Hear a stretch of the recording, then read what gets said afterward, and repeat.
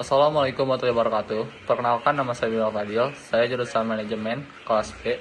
Di sini saya ingin mempresentasikan studi kasus tentang perusahaan kimia farma. Di dalam PPT saya, di sana ada daftar isi. Yang pertama itu adalah latar belakang, permasalahan utama, analisis manajemen, dampak masalah, dan solusi masalah. Latar belakang perusahaan. Nah, di sini PT Kimia Farma atau perusahaan Kimia Farma Tbk adalah perusahaan milik negara atau BUMN dan salah satunya perusahaan kesehatan terbesar perusahaan ini. Perusahaan ini memiliki pabrik obat yang di beberapa daerah. Terus yang kedua, jaringan distribusi nasional. Yang ketiga, ribuan apotek dan berada di berbagai kota. Nah, keberhasilan perusahaan sangat bergantung pada manajemen produksi, distribusi, dan pengendalian mutu. Nah, lalu ada slide keempat. Slide keempat itu tentang permasalahan utama. Di dalam tulisan akhir, beberapa cabang apotek melaporkan keterlambatan pengiriman obat yang menyebabkan stok kosong.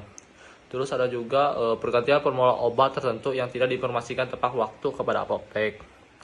Terus keluhan konsumen tentang obat yang cepat kadaluarsa karena barang datang mendekati tanggal expired.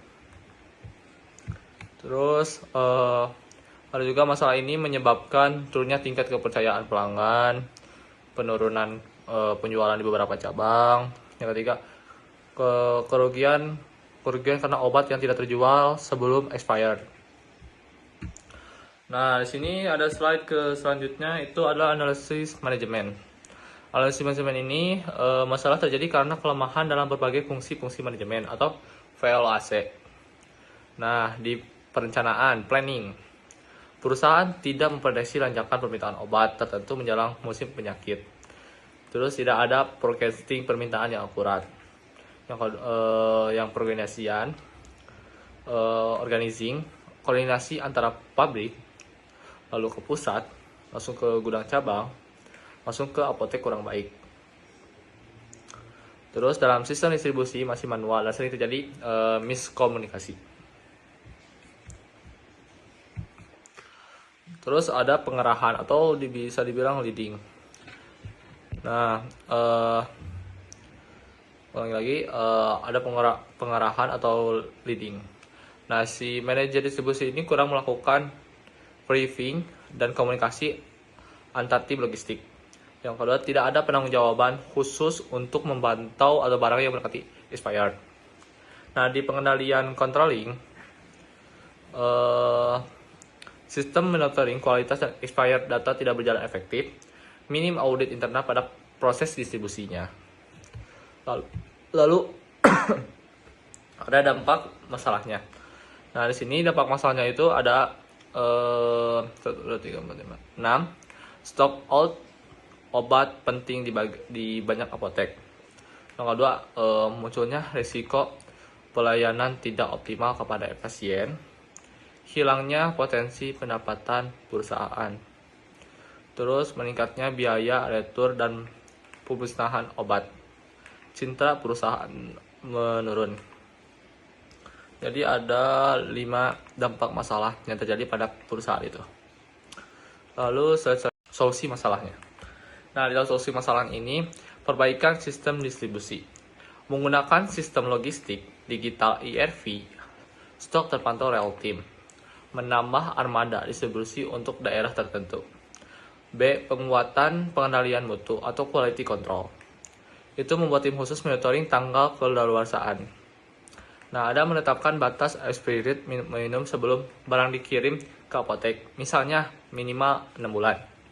Nah, di penerbitan koordinasi antar divisi, mengadakan rapat rutin antara bagian produksi, gudang, distribusi, dan apotek. Menetapkan soft komunikasi untuk setiap perubahannya formula obat. Lalu ada solusi masalah lagi, yaitu ada forecasting permintaan. Nah, di dalam forecasting permintaan ini menggunakan data penjualan beberapa tahun terakhir untuk prediksi permintaan musiman. 2. Melibatkan data epidemiologi dan Kemenkes. Nah, di pelatihan ada juga poin E itu pelatihan SDM, sumber daya manusia. Memberikan pelatihan manajemen rantai, pasok untuk karyawan logistik, Yang kedua, membuat reward untuk tim yang menurunkan prestasi obat expired. Nah, kesimpulannya, kasus ini menunjukkan pentingnya manajemen yang baik dalam distribusi, penguasaan stok, koordinasi antar unit, pengendalian mutu. Jadi, jika tidak ditangani dengan manajemen yang tepat, perusahaan besar ini seperti Kimia Farma pun dapat mengalami kerugian dan kehilangan kepercayaan publik. Dan selesai. Terima kasih untuk kepada semuanya yang telah mendengar prestasi saya. Mohon maaf jika saya melakukan kesalahan atau salah kata. Mohon maaf karena saya juga masih belajar dalam kondisi belajar.